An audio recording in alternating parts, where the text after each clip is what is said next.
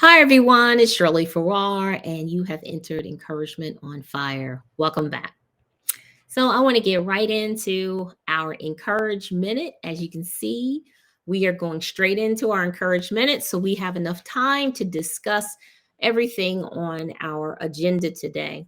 So, there was a study under the American Cancer Society. So if you Google American Cancer Society, but there was a study by the National Institute of Health, or NIH, and there was an article October the 26th, 2022. Well, in this particular article, and let me make sure I get this right, there was a link between hair straightening or straighteners, like when we use chemicals to straighten our hair, and these particular individuals getting uterine cancer. So that was what the study was about. Now, I know many of you were on social media recently, and you've been seeing some of these things popping up. I don't need to tell you where it was located because you already seen it. But there was a lot of people talking about it and people saying, well, I'm getting a part of this lawsuit and I'm doing this and I'm doing that. And I started thinking to myself, well, we knew this a long time ago. Our parents kept telling us, you shouldn't use those chemicals in your hair because they can lead to cancer or they lead to different things. So, yes, I too was one of those individuals that used, straighteners in my hair when I was younger, actually for a long time until to my mid-age years.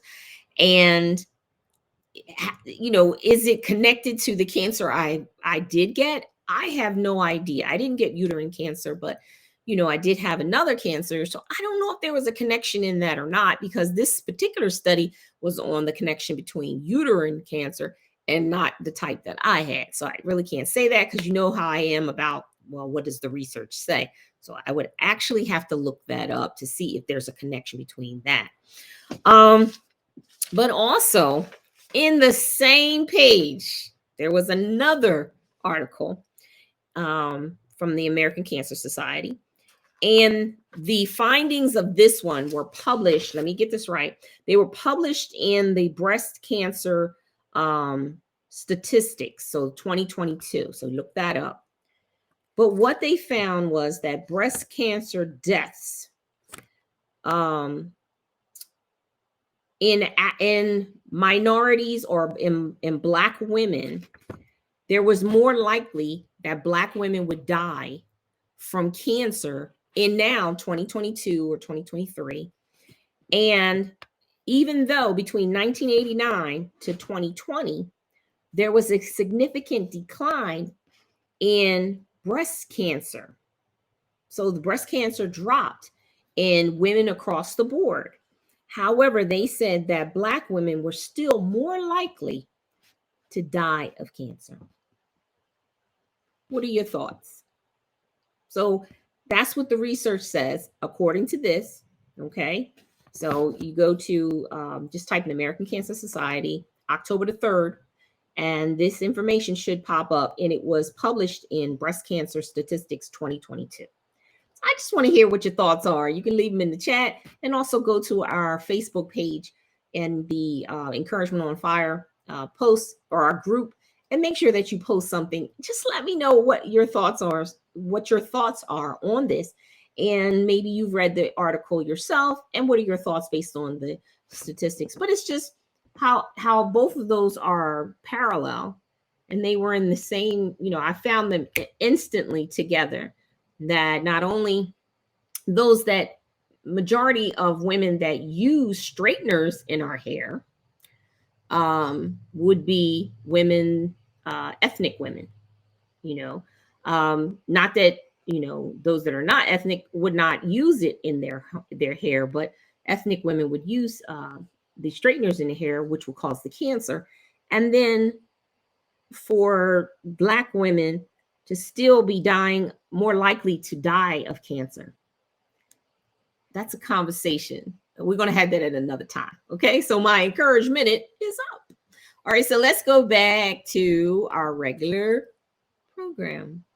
And today is podcast number 46 of Encouragement on Fire. And we are still talking about eating disorders.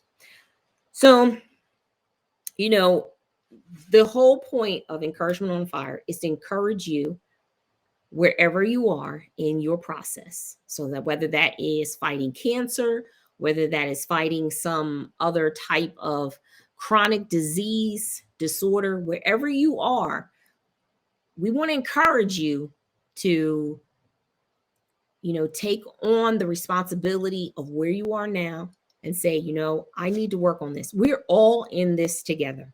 So all of us are working on something. And so I don't want you to sit there in your room and I don't want you to think, well, you've passed all of this now, Shirley. You're not having to deal with this. No, there are always side effects. There's always things after the fact. And even sometimes when we have, and I'm going to be transparent, we have people in our lives that have gone through something similar, not exact, have gone through something similar or had a friend that went through something similar that we are going through.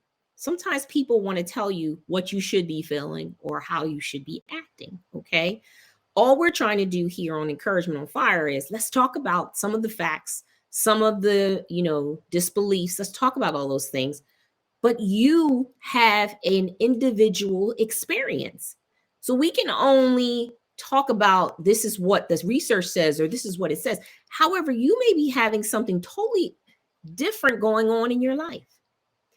For me, like I said, I have friends friends and different people who assume, well, you shouldn't be going through this. You don't know because my body's different than yours and you don't know what I'm going through. Then some people told me, well, you should be going through more of this. I didn't go through that. So everyone has a different experience. And so I just want you to be encouraged wherever you are in your experience that you are doing the best that you can do. And that's all that I'm asking, wherever you find yourself. Okay. So let's start. So today we're going to talk about two types of eating disorders.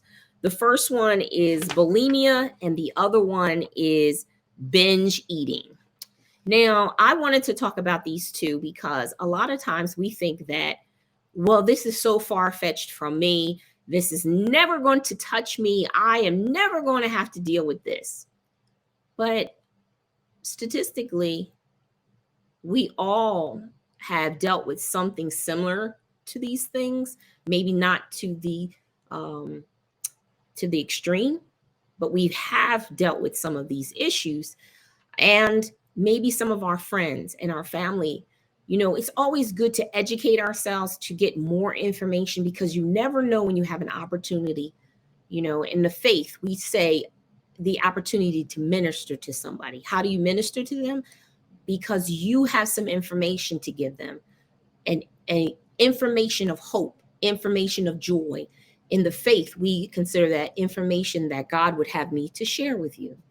Now, if you are in the world and you don't consider faith a part of your life, then you still can have education or understanding, and you can share that with someone in your inner circle or your family. And guess what? We can all make each other better by the sharing of either our faith or some knowledge.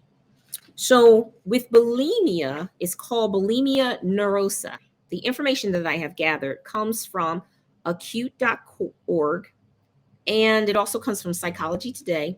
So the first thing I want to tell you is that with this particular eating disorder, their individuals are affected in every race. So no matter who you are, this is something that gets everyone across, no matter what your race is, no matter what your age is. So don't think this is a young person's disorder or disease. Mm-mm. And no matter if you are male or female, you can definitely be affected. So it is more common in women and in girls. However, there is an estimate of 1% of males that are affected. So any percent is too much. So be mindful that, well, if you're saying in your family, well, I don't think my brother or my uncle or nah, it couldn't be. It could be.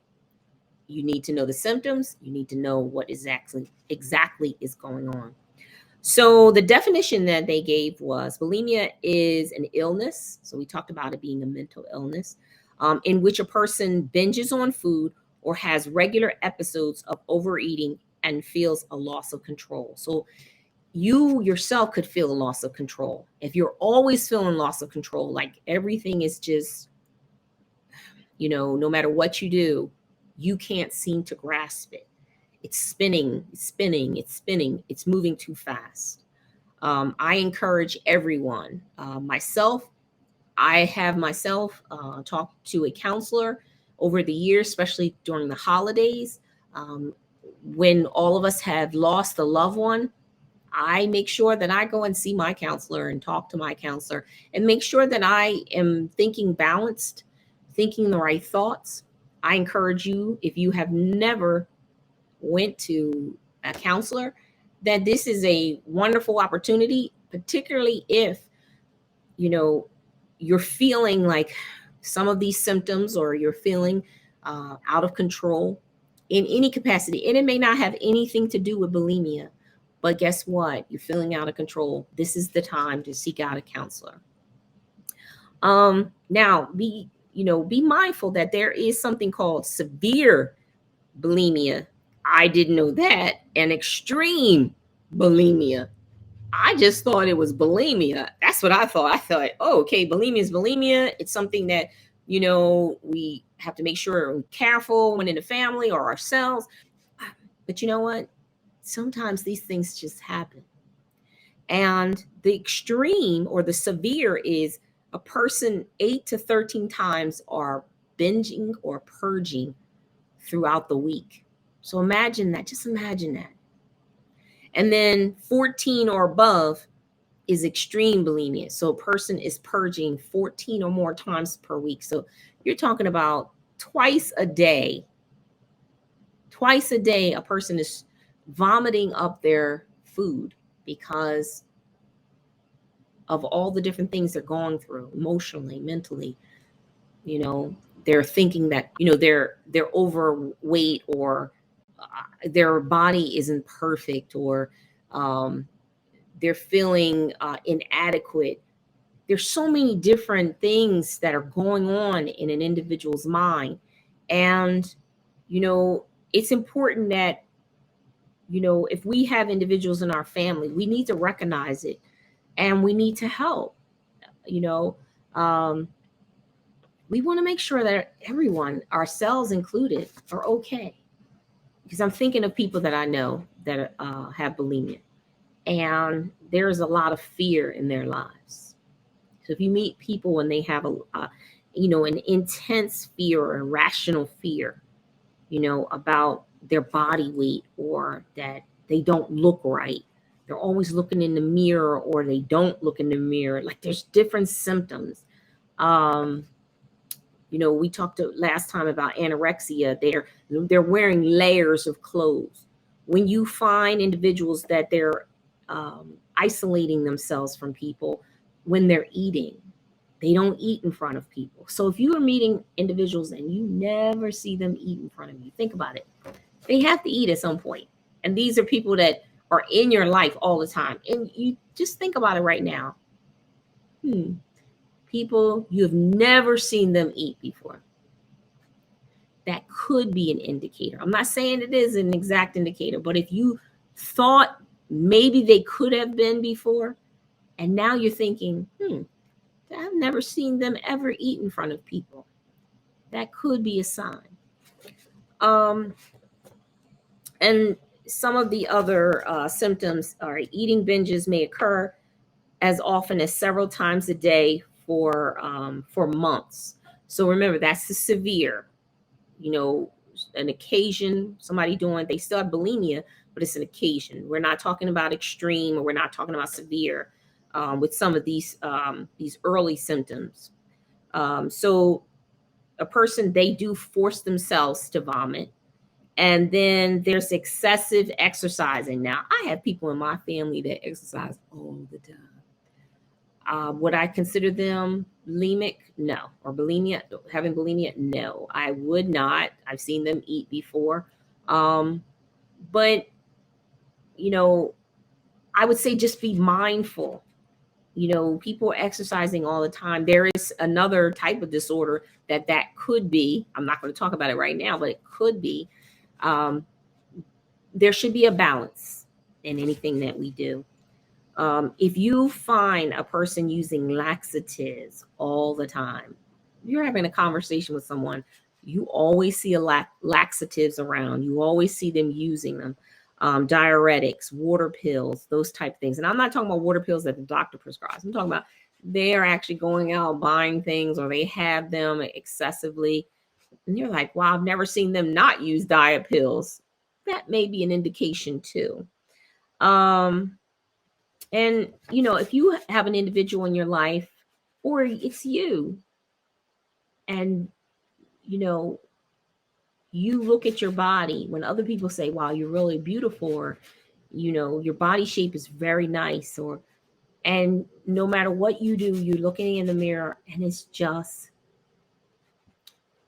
you think it's not, there's nothing you do. You can exercise, you eat, you can purge, you do all these things, and it's just, no matter what you do, you look at in the mirror and you see not good, you see ugly. That could be a really big sign. Especially if a friend has told you, I don't know why. You know how come on, you know what I'm saying. Well, how can you not see that you're beautiful? How can you not see that your shape is fine? How can you not see that you're not large at all? If you heard those sounds all the time from your friends and family, it's a possibility that could be you. And it even could be the early stages of that. Do I know? Absolutely no, because I'm not a doctor. All I know is by reading the information, there's some truths that are telling. And if that is you, all I'm saying is seek out treatment to find out. Because if the doctors say, no, that's not you at all, your weight is fine, everything, then that's fine.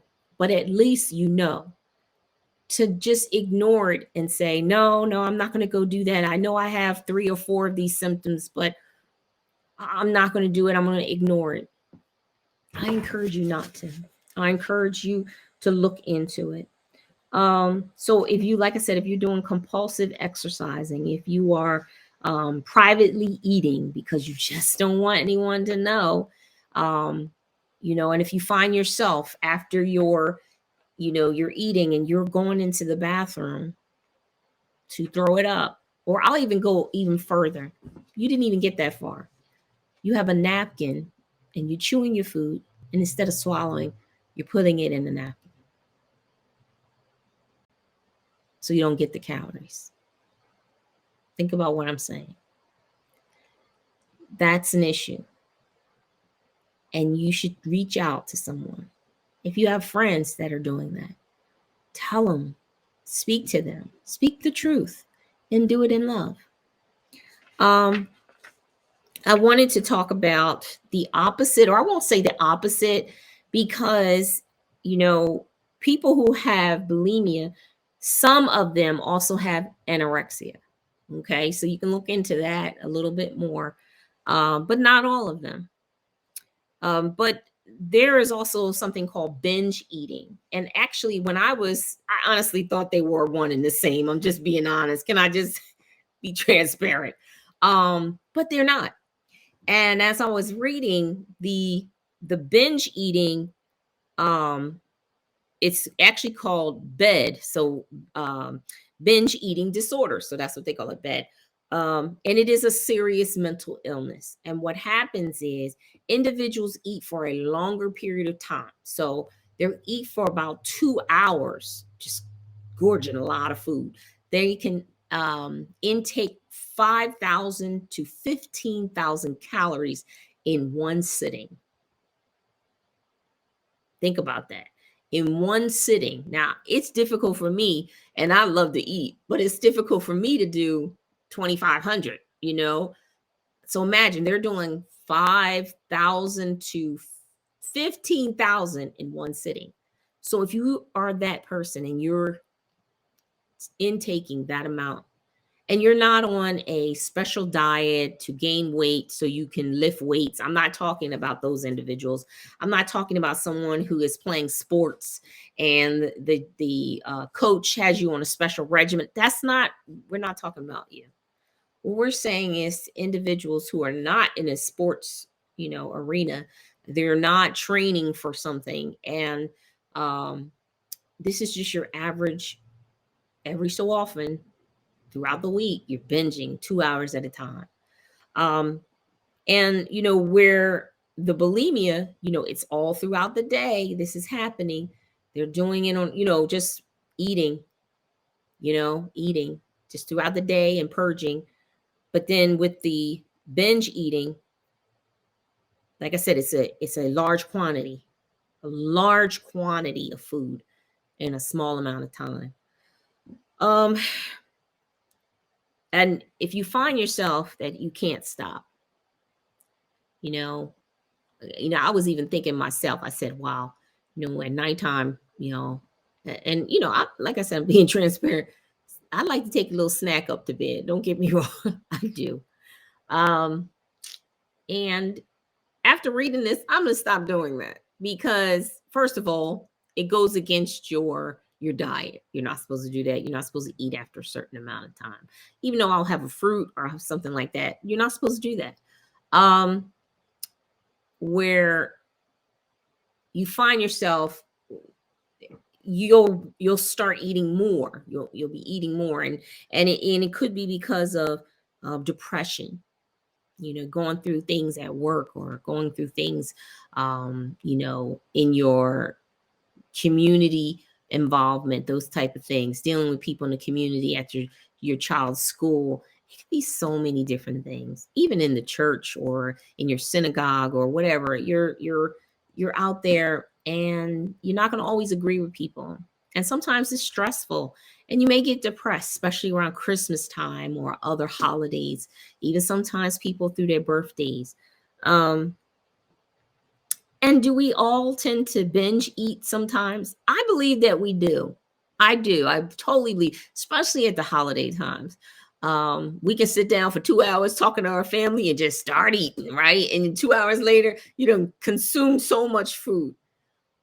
And should we do that? No, I don't think we should. I think we should have a moderate amount of food and be done with that. Has it been acceptable because it's Christmas time or Thanksgiving or 4th of July or, yes, it's been acceptable. But is it something we ought to do? No, it's a bad behavior. But if you tend to do this throughout the weeks, throughout the year, like it's often, then this is something that I encourage you to get treatment on. I encourage you, I want you to be okay. I want, if it's not you and it's a family member, I encourage you to speak with them. Don't allow someone to continue in this type of behavior. It can be very detrimental. And it's unhealthy, and it can lead to so many things that I don't want to mention on this podcast. So we have to think about, why wouldn't you say something? Why wouldn't you say something to a loved one if you even thought that they were going through this? And if it's you, why wouldn't you seek out treatment? Why wouldn't you? And I know when we go through different things, especially mental illness, or we go through just trials, I can never sit here and tell you that I understand that, because I am not in your shoes and I have not dealt with what you are dealing with right now. But I'm here saying that you matter, and I'm encouraging you to reach out. There's a couple of different places that you actually can reach out to. I stated in podcast number 45, there is a National Eating Disorders Association called NEDA, NEDA, and that's 1-800-931-2237. And they not only will take your call and set you up for a, I guess they will see if you actually do have a eating disorder, but you can also text them. So sometimes you may not have the courage to call, but you can text them with that same number. And the other thing I would say to you is if you reach out for treatment, they can possibly, get you some information on healthy eating and help you to get there. See, I am not trained for that. I have no clue on how to get you from A to Z in that area, but there are specialists and doctors that can help you to progress you to that point. All I'm here today is to encourage you to reach out to get the help. So again, I encourage you today from Encouragement on Fire that if you are having any, eating disorders, that you will reach out to a friend, loved one, someone that you feel comfortable speaking with. And you continue to come back to Encouragement on Fire. You can reach out to me through email. You can reach out to me through this podcast. When we are live on the podcast, I would welcome you to come and to put your information in the chat. So then, I can collaborate with you and I can respond to you. That would be awesome.